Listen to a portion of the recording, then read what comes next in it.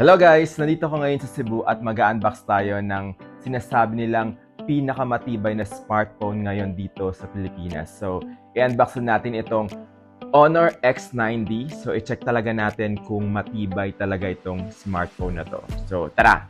Simulan natin yung unboxing.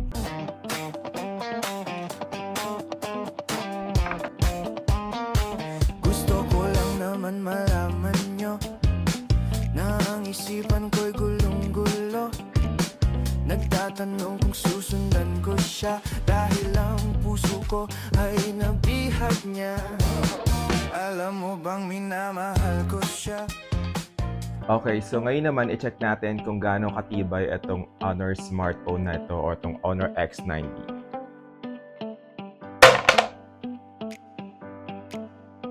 Okay.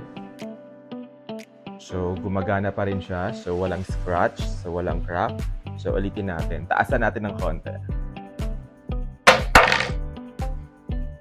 Look, oh, gumagana pa siya. So, okay pa siya. So, test naman natin sa mas mataas pa. So, tara!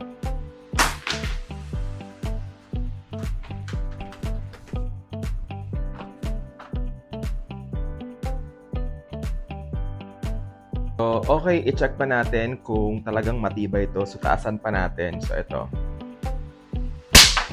Uy! Sobrang kinakabahan ako pero look. Okay.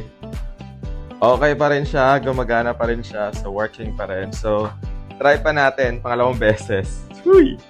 Yan. So, okay pa siya. Gumagana pa. So,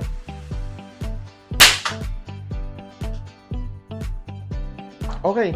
So, gumagana pa rin siya. Grabe. Totoo talagang matibay itong Honor X9D. So, if you are looking for a smartphone na matibay, so ito na yon. So, Honor X9D.